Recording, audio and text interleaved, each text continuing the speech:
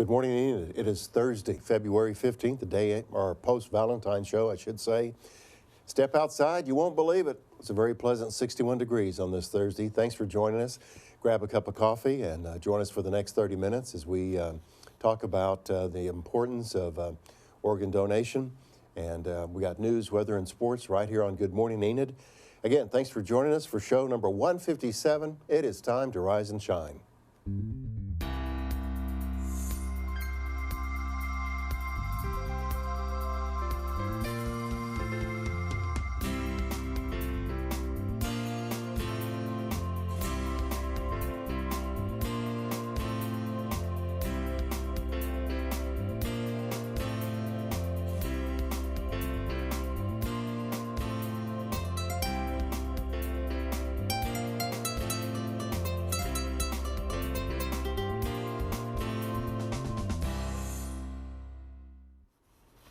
Good morning, Enid, and thank you again for joining us today on this beautiful 61-degree day, as Steve said. It's going to get up to a high of about 79, so it'll be absolutely gorgeous today. Winds are at about 14 miles an hour coming out of the southwestern side, and it's just going to be an absolutely gorgeous day. Hopefully this translates into the weekend, but Sarah can tell us more about that. I hope you're right, Erin. This would be awesome if the winter would remain this way. Mm-hmm. So here is the 3-day weekend. It's going to be a little bit windy and cloudy. Friday, I think our temperatures are going to drop just a little. Saturday and Sunday seems to be just like today. So it's going to be a fairly good weekend. And for those of you that are new to Enid, this is not normal February, but we'll take it. It's very nice. Let's look at some of the statewide temps here at 7:31 this morning. Crescent, Oklahoma, home of our city manager, Gerald Gilbert, I believe, is from Crescent. Standing at 66 degrees, a little bit cooler out in northwest part of the state, the big city of Buffalo. But you can see, have you been to Durant or Durant? I have not. I usually call it Durant in southeastern part of the state. But you can see very mild, 63 degrees here on this February. So very impressive. Thank you, Penn, for putting those temperatures up there. 50s and 60s, hard to believe. Middle of February, but we'll take it because it could, typically it could be 5 degrees on a day like today. So everybody have a good Valentine's? Yeah. Yeah? Yeah, I Roses, did. candy, free trips, and all that, right? I got a lot of candy, yes. Yeah, definitely candy. Yeah, very good. All right. Well, speaking of food, let's look at the school menus for the day.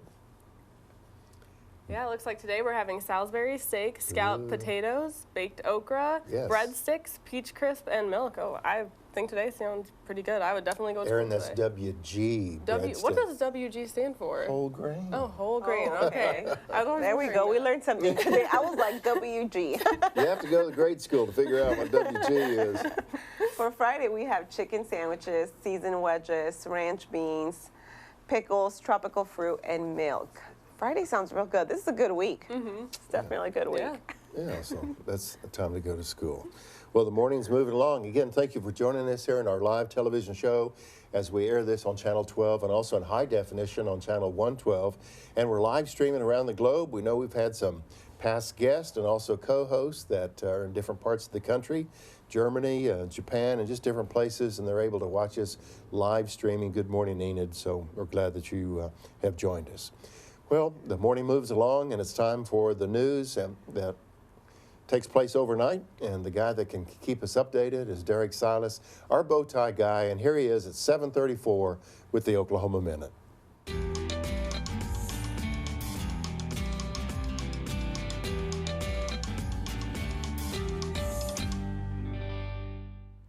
Preston Dueflinger resigned from the governor's cabinet and as interim director of the state health department on Tuesday after 2012 police reports surfaced alleging that he committed domestic violence against his then wife.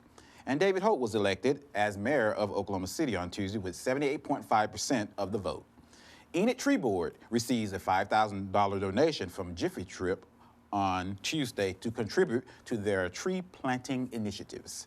And downtown hotel works begins. The servers stake out the layout and crews begin dirt work in the area. Last night, Oklahoma City gets a win over the Grizzlies, 121-114. They're currently 5th in the Western Conference. Fun fact in Oklahoma, NEXRAD, which stands for Next Generation Radar, was invented by a couple of professors from the University of Oklahoma's School of Meteorology. It provided better forecasting, and the first operational prototype was finished in 1990. And on this day in history, in 1903, the first teddy bear goes on sale. The bear was named after President Theodore Roosevelt. And in 1950, Walt Disney's animated feature Cinderella opens in theaters across the United States. And that's the Oklahoma Minute. Thank you very much, Derek. Always such great fun facts with you. Thank you. We appreciate that. Can I interrupt for a second? Yeah, go ahead. I think, to go along with his story of the teddy bear, that President Roosevelt had gone on a hunting trip. And story goes is that there was this bear, but he didn't have the heart to shoot it. And so they just kind of labeled him soft-hearted Teddy Roosevelt, Teddy Bear. So that's the legend. So That's really neat. That's a really neat story. and that would be me. Unless the bear was standing on my chest, I think I would leave the bear alone. It'd be hard to do that. Anyway, so, sorry for the interruption. No, you're good. You're good. We definitely want to hear from you. So just a reminder, if you guys want to share any comments, pictures, questions, suggestions, anything, Teddy just bear send it stories. to gme@enid.org.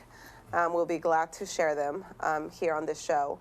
Also, if you are looking for big plans this weekend after obviously a great Valentine's week, I'm hoping you all had a great Valentine's week. If you're looking for great plans this weekend, here is Erin with what's happening.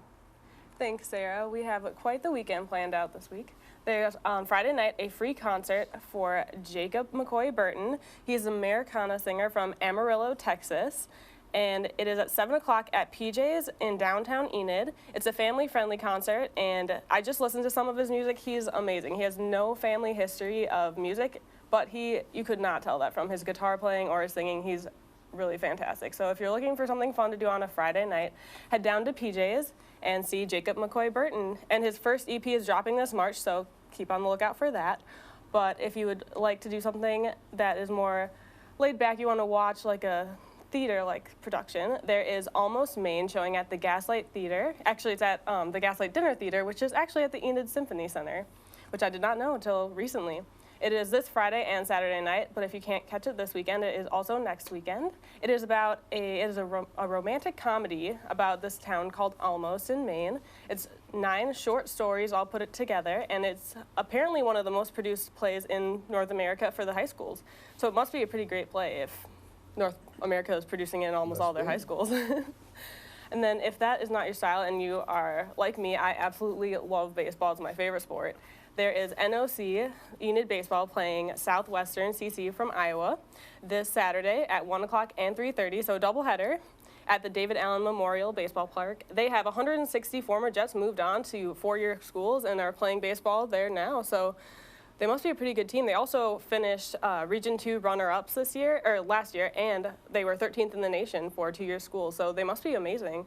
And if you are a huge fan of MLB, which Minnesota Twins, love them, the opener is March 29th, so it's less than a month, I guess a month and a half away. So that's what's happening this weekend. Don't you like all these subliminal messages about being from Minnesota? Minnesota Vikings, Minnesota Twins. I love baseball. Yeah. Okay, at 7:38, we're certainly glad that you're with us, and kind of tag along with what Sarah said a little bit earlier about just information about events and send pictures.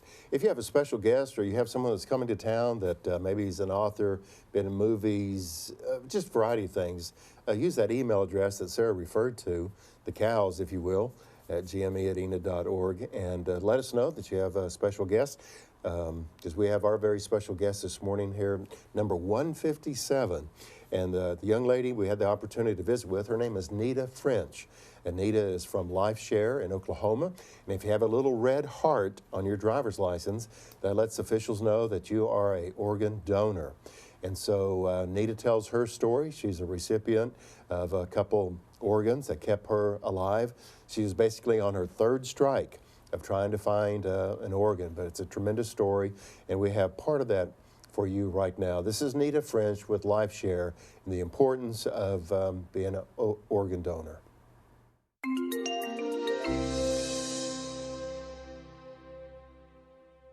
Okay, Life Share Transplant Donor Services of Oklahoma.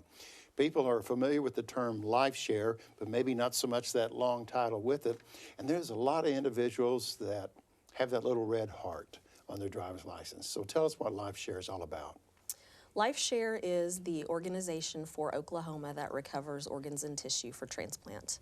Every state in the nation has an OPO, or organ procurement organization, that services their area, and LifeShare services all of Oklahoma. All 77 counties, all 145 hospitals have an agreement with us to help us save lives through organ and tissue donation.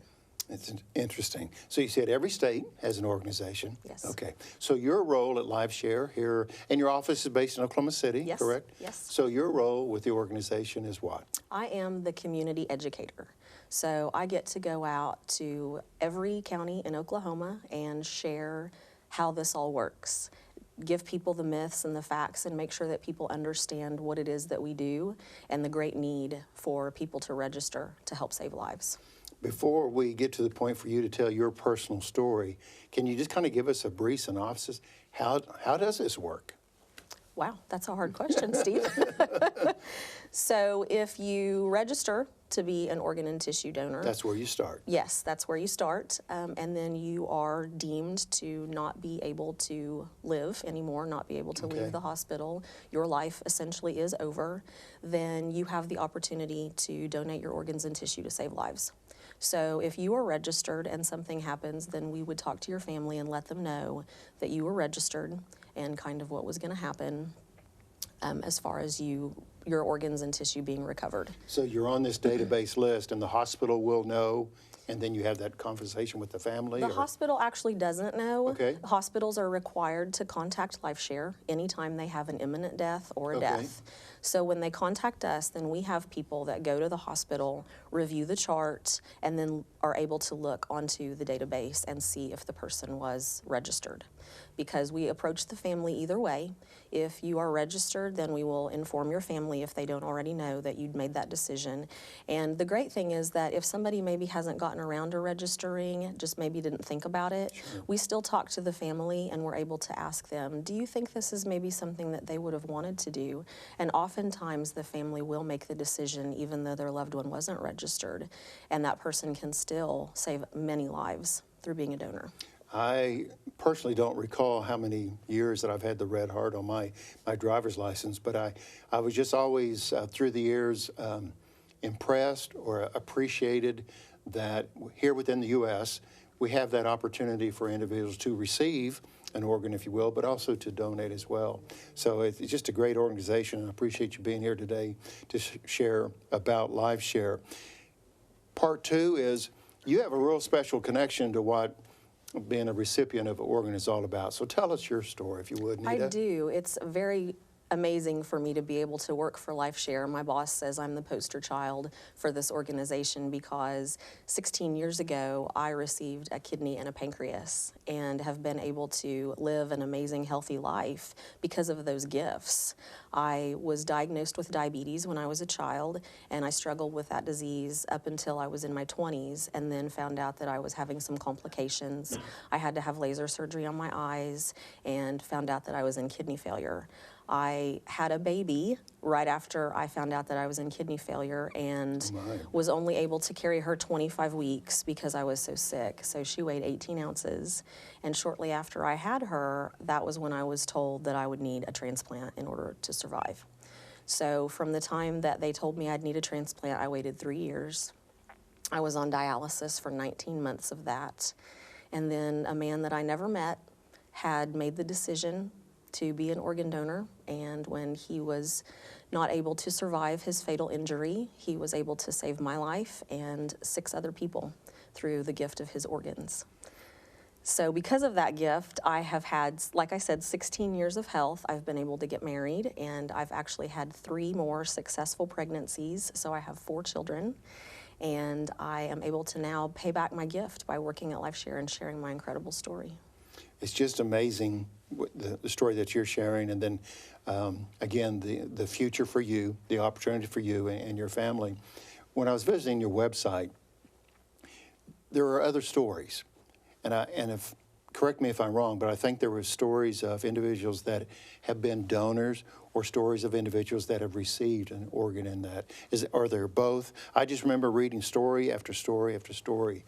I guess you would call them success stories, but how they were given another chance at life because someone donated their organs. Yes, and like you said, we share both sides of the story because it's very important for people to understand how this works on both sides. People don't realize that the donor family also is given a very large gift because of the donation that their loved one has given. You know, we have so many family members that say the only thing that got me through my incredible grief was knowing that my loved one was living on in other people. So it's actually very healing for these families. It's always a tragic accident. These deaths you don't know that they're coming, and so there's an accident and you aren't ready to say goodbye. And many times people say, I just needed something good to come from that, and then being able to donate is what they can find good in the situation, and they get so much joy from knowing that their loved one is living on. I have been able to meet my donor family, and my donor's mother said she could not find a way out of her grief, and she just couldn't quit crying. And then she got a letter from me and realized that he hadn't died in vain. He had saved all of these people. And so his family has gotten to watch me do so many things since my transplant and just be able to live a healthy life. And it's been healing for both of us. And that's a great lead into one of my questions, and I didn't want it to be too personal of a question, but it was simply did you get to meet, you know, the family of the donor? And you just said that you did. So our special guest today on City Connections is Nita French. Nita is from Oklahoma City with the group LifeShare. And again, if you're familiar or you see the graphic on television from time to time, and you'll see sports figures. And I know Bob Stoops, when he was a football coach at OU at one time, and some of the other coaches, they would say, I have a little red heart on my license, do you, or something like that. So I guess your spot was really working if I can remember some of the text.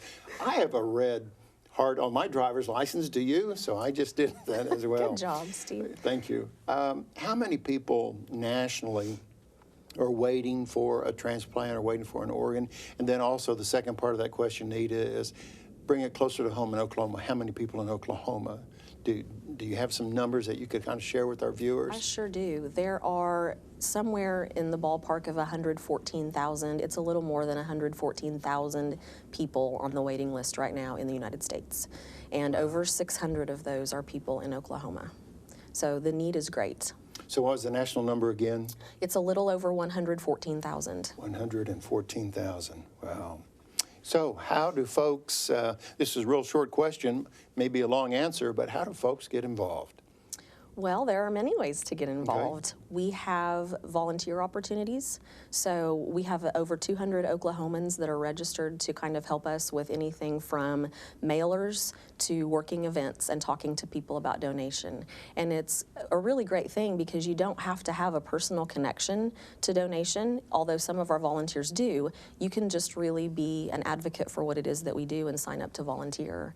We have a LifeShare Foundation now, so people can actually give monetary contributions to our foundation to help us further our education efforts and our research efforts in Oklahoma. And then, of course, registering and talking to your family about that is the best way for people to get involved with our organization. Very good. Can an individual be too old? Or what if somebody is, you know, they've been sick for 6 months, 6 years or something, and they're watching the show, and they're thinking, you know, that's a great cause, but you know, I've just been too ill for too long. So too old or too sick? That's a great question. How does that fit in? Because you know there's someone who's thinking, man, I'm 91. What do I have that's, my mother-in-law is 94 years old, and she would probably say, nope, everything I have's wore out. We hear that a lot from the older community, and actually there isn't a cutoff age. You can't be too old to be a donor. Okay. And we have people that say anything from I've had cancer to I have diabetes, any number of things, and none of those things are automatic rule-outs. So the best thing to do is just register and then let the doctors determine at the time of your death how your body's doing, what condition your organs and tissue are in. Very good.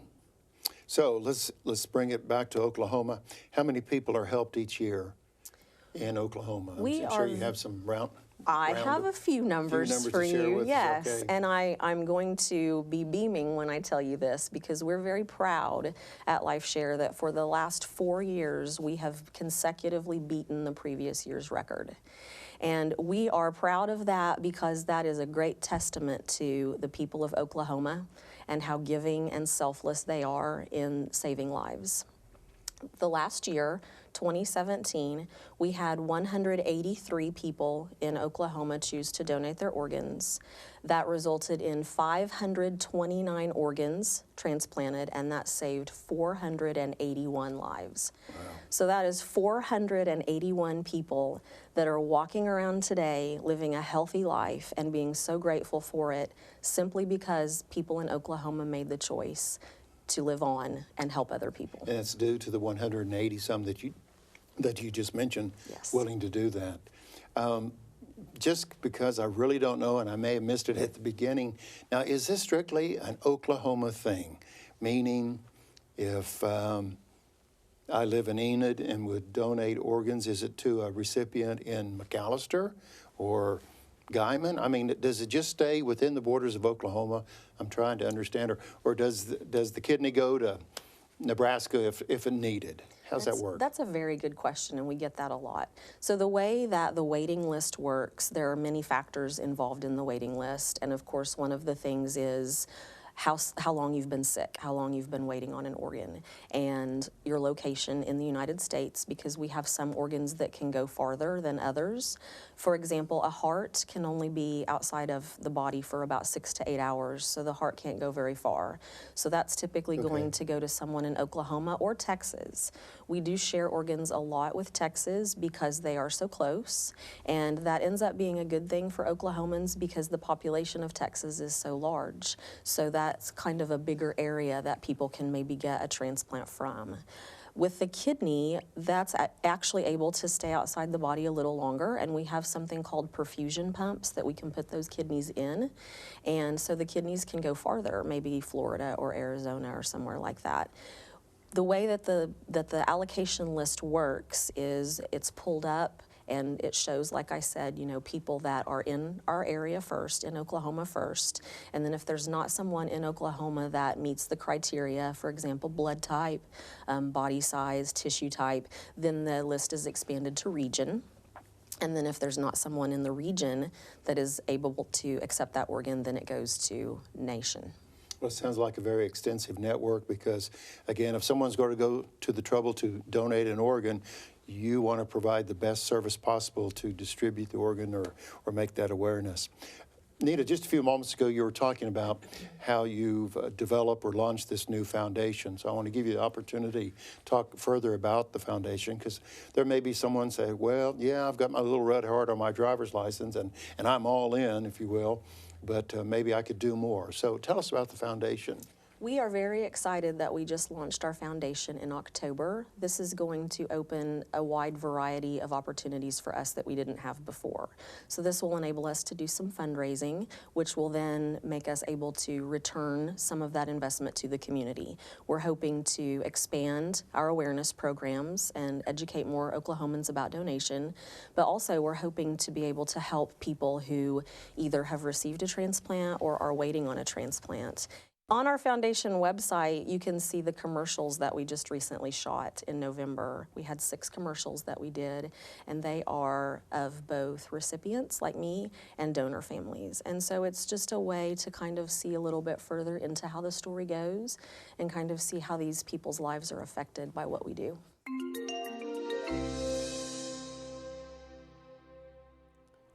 And just as a reminder of if you want to contact Nita or learn more about LifeShare, you see the information there on the screen, lifeshareok.org, the office in Oklahoma City. You see the phone number. I encourage you to go to the website, lifeshareok.org. Again, there's a lot of stories of people that have donated organs and the life they've given there, and also the individuals that have received organs. Just an impressive website to view at, and give Nita Nita French a call, if you will, there at the Oklahoma City office. And a reminder, at 8 o'clock this morning, in about 6 minutes, the remainder of that interview will take place on City Connections at 8 o'clock this morning here on Channel 12 and also 112. Well, in case you missed the news overnight and just a few moments ago, we had Derek Silas, the bow tie guy with the Oklahoma Minute. So we're going to invite him back and give us an update on the news from last night. Thank you, Steve. Preston Duaflinger resigned from the governor's cabinet and as interim director of the state health department on Tuesday. And David Holt was elected as mayor of Oklahoma City with 78.5% of the vote. Enid Tree Board receives a $5,000 donation from Jiffy Trip on Tuesday to contribute to their tree planting initiatives. And the downtown hotel work begins as crews begin dirt work in the area. In sports, last night, Oklahoma City gets the wins over the Grizzlies 121-114, which puts them 5th in the Western Conference. Here's the fun fact. Next Generation Radar was invented by a couple of professors from the University of Oklahoma's School of Meteorology. It provided better forecasting, and the prototype was finished in 1990. And on this day in history, in 1903, the first teddy bear goes on sale. This name came about from President Theodore Roosevelt. And in 1950, Walt Disney's animated feature, Cinderella, opens in theaters across the United States. And that's the Oklahoma Minute. Thank you, Derek. Like always, one of our favorite segments, Adopt a Pet. We always want to give some time to introduce the pet of the week. So here is Charlotte.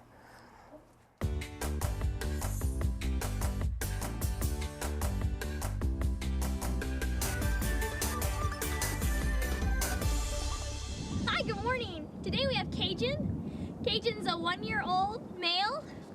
He is in pen 14. He is very high energy and playful. He's very smart and trainable. And he's looking for a new family. So if you want a very playful dog, come by and meet Cajun.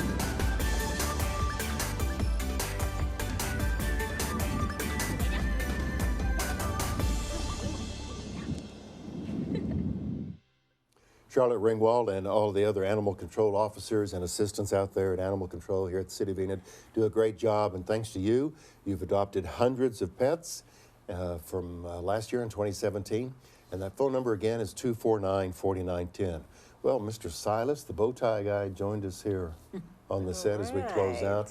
Again, we want to remind you that Nita French in that complete interview about organ donation, we all three, right? Got hearts on our driver's license? Well, Derek has a cold yeah, heart. let's single out Derek. He does not. Well, all of us except He doesn't want to Derek. save lives. Yeah. So so we'll just move him along. No. But anyway, we really appreciate Nita and sharing her story, and we hope you will consider that as well. Okay, President's Day is coming up, so what do we do next Monday, Sarah? Well, we plan for a great 3-day weekend. So. Okay. Yeah, and also here's the schedule for the offices. Obviously, we're going to be closed, celebrating. The recycle center will be closed. Enid Transit, no bus service. And as you can see, the landfill will be working. It'll be a little bit shorter, from 7 to 2 p.m. Trash pickup, no pickup on Monday, but you'll get picked up on Wednesday. So. Okay. Your trash will get picked up. You will not get picked up. No, that's true. That's true. Unless you want you can you stay want to stand home. out there by your barrel, We just you want could the get picked up trash. as well. Okay, the city council meeting, Derek, is going to be when? We got a holiday on Monday, Should and be usually that moves us. to Thursday, There we February go. 22nd, which the study session will be in the lower level conference room at 5 p.m. and the regular meeting will be at 6:30 in the council chambers. Very good. Thank you for joining us this morning on Good Morning Enid, show number 157. I think we have Jennifer Kissling coming up next week to talk about 4-H and FFA and livestock show. That's all on Good Morning Enid. Thanks for joining us. It's going to be a warm day today. Make it a great one.